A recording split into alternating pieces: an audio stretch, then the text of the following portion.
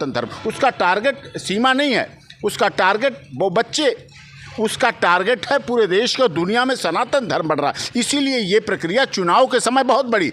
पशुपतिनाथ मंदिर में मुस्लिम इस्लाम धर्म को मानने वाला अलाउ ही नहीं है, एंट्री नहीं है, वहाँ छुपा के जरूर गए हों, इस पर भी कार्रवाई मैं करूँगा। तो नमाज का क्या मसला है? नमाज पढ़ती थी, क्योंकि आप AP सिंह भी बोले कि वो सनातन धर्म अपना लिया था, लेकिन वो ये बात सामने आ रही है कि वो नमाज पढ़ती थी। क्लाइंट से जुटाते हैं, क्लाइंट नहीं है, गुलाम हैदर नहीं है। कौन फंडिंग कर रहा है? वो पाकिस्तान के पैसे आ रहे हैं। पाकिस्तान हमारा दुश्मन देश है, वो पाकिस्तान के पैसे आ रहे हैं और उन्हीं पैसों का लेन देन इसीलिए भारत में नहीं, काठमांडू में हो रहा है। हमारे साथ भारत के जाने माने एडवोकेट डॉक्टर AP सिंह और सचिन मीना मौजूद हैं।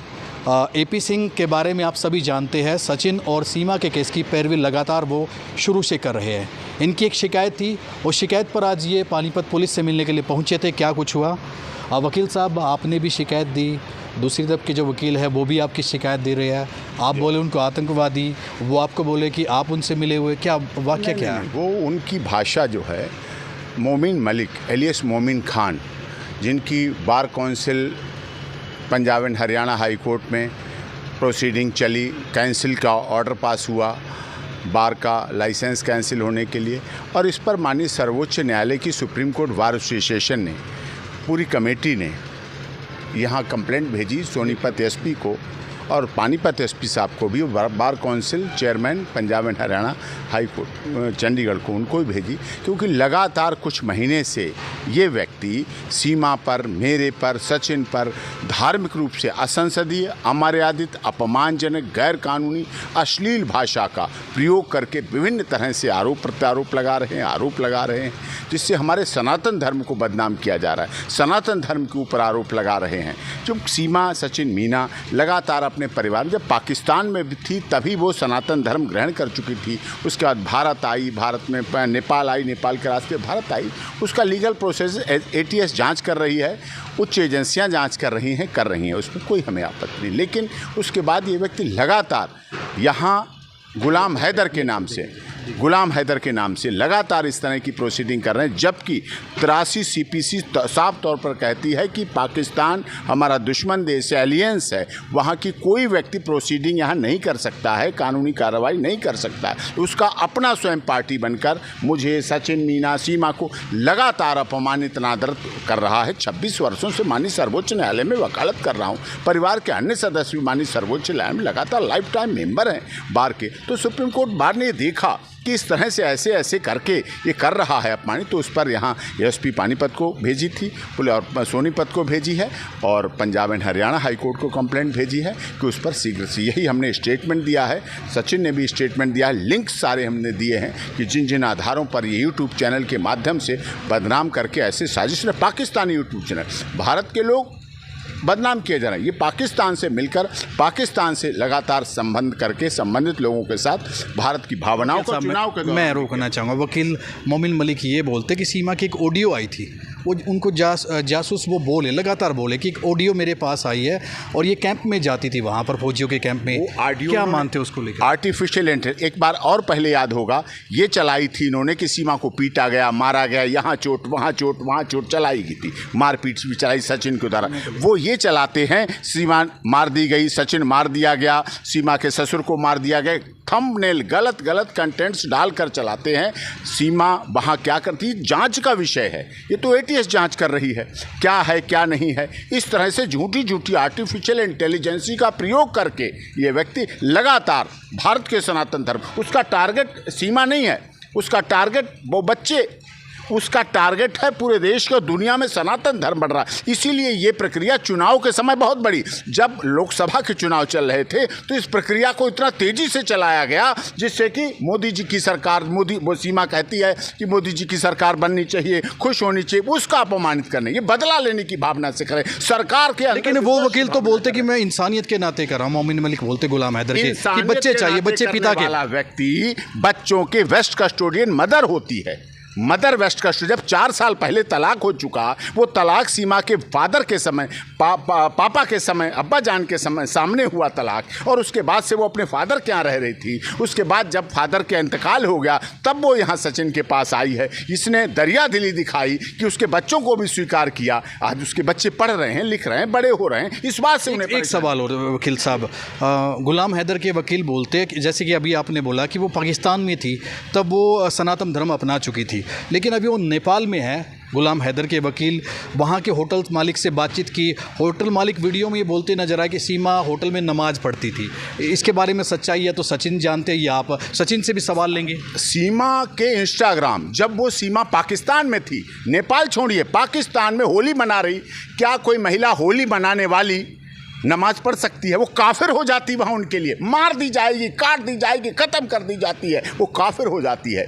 जब वो वहाँ होली मना रही, दिवाली मना रही, करवा चौथ मना रही, वो सब वीडियो कॉलिंग कर रही है लगातार। जब वो ऐसा कर रही तो वहाँ झूठ का षड्यंत्र है। और जैसा आपने बताया, अगर नेपाल में हैं और वहाँ, तो इसका मतलब मुलाकात कर रहे हैं। किससे मुलाकात? लोगों से, वहाँ से पाकिस्तान से लोग आते होंगे, क्योंकि भारत में अब ये आप बड़ा आरोप लगा रहे, पाकिस्तान में जागरूक एजेंसियाँ हो गई हैं। वहाँ जाने की क्या ज़रूरत थी? अगर वहाँ गए हैं, क्या वो जांच एजेंसी हैं? क्या वो इन्वेस्टिगेशन एजेंसी हैं? क्या वो ATS के अधिकारी वो बोलते पशुपति मंदिर में गए, वहाँ शादी नहीं की सचिन ने। वहाँ मुस्लिम, अगर वो वहाँ छुपा के गए हैं, उन्होंने अपनी आइडेंटिटी छुपाई है। पशुपतिनाथ मंदिर में मुस्लिम इस्लाम धर्म को मानने वाला अलाउ ही नहीं है, एंट्री नहीं है। वहाँ छुपा के जरूर गए हों, इस पर भी कार्रवाई मैं करूँगा। एक सवाल सचिन आपसे, वो बोले कि इन्होंने शादी नहीं की, जबकि आपका बयान भी आया था कि नेपाल में शादी आप लोगों ने की, और 7-8 दिन आप लोग जहाँ जिस होटल में रुके थे, होटल के मालिक का भी बयान सामने आया। कितनी सच्चाई है? वो कह रहे कि होटल से शराब की बोतलें मिली, जो गुलाम हैदर के वकील थे, तो सच्चाई कितनी है इसमें? पहली बात तो सर, वो क्या कहते हैं, ये बोल रहा है कि गोश्त खाती थी सीमा। हाँ, नॉन वेज गोश्त खाता था या सीमा गोश्त खाती थी। पहली बात ये बता दूं, जो मुस्लिम धर्म में जो गोश्त खाता है वो नमाज नहीं पढ़ सकता, और जो नमाज पढ़ सकता है और वो गोश्त नहीं खा सकता साथ के साथ ही एक दिन। और पहली बात ये बिल्कुल उन्हें धमका रहा है या कुछ भी कर रहा है। और हाँ, जो शराब पिएगा वो नमाज पढ़ेगा ही नहीं। और क्या कहते हैं, वो अंकल जी के साथ भी, यानी कि जो अंकल जी थे होटल वाले, उनको भी सीमा नाम बताया था। मैंने बोला था कि मेरी पत्नी है और यहाँ पर आएगी, हम रहेंगे। हमने अपने दोनों के नाम, जो नाम थे, सचिन मेरा नाम था और उसका नाम सीमा था, तो मैंने सीमा ही बताया। लेकिन वहाँ पर जो वीडियो सामने आ रहा है उसमें बोले कि आप लोगों ने नेपाल की ID वहाँ दी थी, नेपाल के कोई तराई क्षेत्र की ID आपने दी नहीं, सीमा ने भी पहचान छुपाई पाकिस्तान के होने के बावजूद। कुछ था? पहली बात तो वो क्या कहते हैं, कुछ मांग ही नहीं रहे थे। जब जैसे कि मैंने सुना था, जैसे ये यूट्यूब पे हम देखते देखते नेपाल गए थे, तो ये कह रहे थे कि आधार कार्ड लेते हैं होटल वाले, तो उन्होंने मुझसे मांगा नहीं था कुछ भी। मैंने उनसे कहा था, इनके अंकल जी, इनके आपको कोई कार्ड आर्ड यानी कि पहचान पत्र कुछ चाहिए, तो अंकल जी ने बस यही बोला था, रहने दे, कोई बात नहीं है, तो रहने दे, जा। तो नमाज का क्या मसला है? नमाज पढ़ती थी, क्योंकि आप AP सिंह भी बोले कि वो सनातन धर्म अपना लिया था, लेकिन वो ये बात सामने आ रही है कि वो नमाज पढ़ती थी। ऐसा कुछ भी नहीं है मेरे सामने। तो वहाँ जगह तक, यानी कि 2 साल पहले ही, क्या कहते हैं, जब मैं आया था उसकी ज़िंदगी में, जब से ये सब छोड़ दिया था। और क्या कहते हैं, रही गोश्त खाने की बात, तो अगर मैं क्या कहते हैं, मैं खाता नहीं था और वो चीज़ यानी कि नहीं खाता था, तो अगर रास्ते में भी इधर मिलता था तो इधर मुँह करके चलता था मैं। तो सीमा ने एक ही बात बोली थी, मैंने कि अगर तुम नहीं खाते तो मैं ही क्यों खाऊँ, क्योंकि मैं भी हिंदू हूँ अब, तो इस वजह से ऐसा। आप क्या मानते हो कि जो मोमिन मलिक एडवोकेट है गुलाम हैदर की, वो लगातार आपको, AP सिंह को, सीमा को टारगेट कर रहे, इसके पीछे की वजह क्या हो सकती है? वो तो एक ना एक दिन, यानी कि एक दिन आज कुछ और चला रहे हैं, फिर कल को और कुछ चलाएंगे, यानी कि रोज़ ही ना नई नई साजिशें चल रहे हैं। बस हम दोनों के प्यार को झुकाने की कोशिश कर रहे हैं, परंतु हम दोनों का प्यार कम नहीं होने वाला और बढ़ेगा। कितनी भी लोगों का बयान आया था, उन्होंने शिकायत भी दी आप लोगों की, आपने आतंकवादी बोला, आपने बोला कि अरब देशों से फंडिंग इनको मिलती है। बिल्कुल, कोई क्यों नेपाल जाएगा? कोई ऐसे जैसे आप तो नहीं नेपाल बोलते ना, सबूत लेने के लिए मैं जाऊंगा। लेने गए थे, किसके कहने पे सबूत लेने गए? आप एडवोकेट है, सबूत आप भी जुटाते हैं? हम जुटाते हैं, क्लाइंट से जुटाते हैं। क्लाइंट नहीं है गुलाम हैदर, नहीं है। कौन फंडिंग कर रहा है? वो पाकिस्तान के पैसे आ रहे हैं। पाकिस्तान हमारा दुश्मन देश है, वो पाकिस्तान के पैसे आ रहे हैं और उन्हीं पैसों का लेन देन इसीलिए भारत में नहीं, काठमांडू में हो रहा है। तो आप क्या कहना चाहोगे सचिन?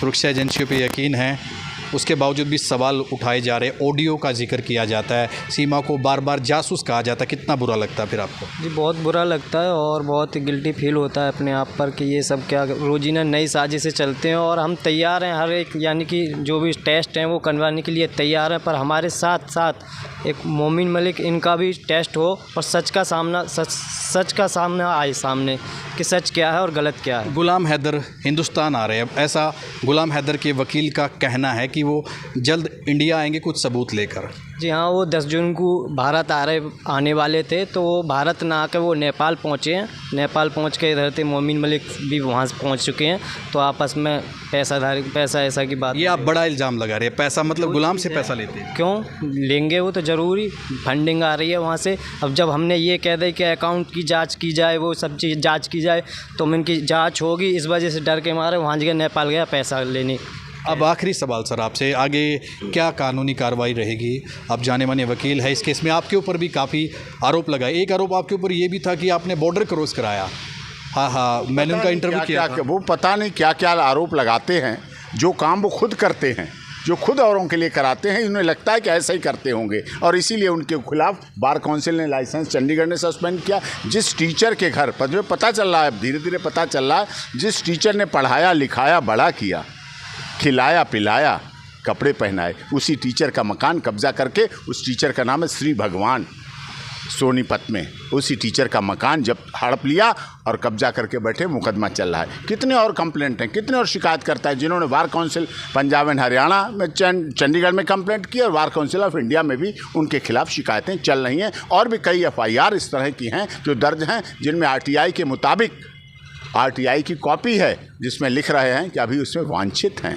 आपने बोला लाइसेंस रद्द हो गया, वो बोलते मैंने डॉक्यूमेंट जमा करा दिए थे, कोई रद्द नहीं है। इसको लेकर उन्हें प्रेस वार्ता भी बाकायदा की थी। अरे रद्द हुआ तभी तो जमा कराए। प्रैक्टिस कैसे करते हैं फिर वो? गलत कर रहे हैं। रद्द हुआ है, सरेंडर का ऑर्डर है, आपको भेजा है मैंने, उस सरेंडर का ऑर्डर पढ़िए, उसके बाद ही तो जमा कराने गए होंगे। वो अभी हुआ तो नहीं है, सफाई दे रहे हैं, हुआ तो नहीं है। इसीलिए रात के 8 बजे भी बैंड लगाकर, रात के 11 बजे भी काला कोट पहनकर, कौन लाइव आता है रात के 11 बजे बैंड लगाकर और काला कोट? ये काला कोट और बैंड कोर्ट के लिए होता है, माननीय अदालत के लिए होता है, उसके लिए सम्मान। घर में बैठकर खाना खाते समय और घर की थाली के समय थोड़ी होता है।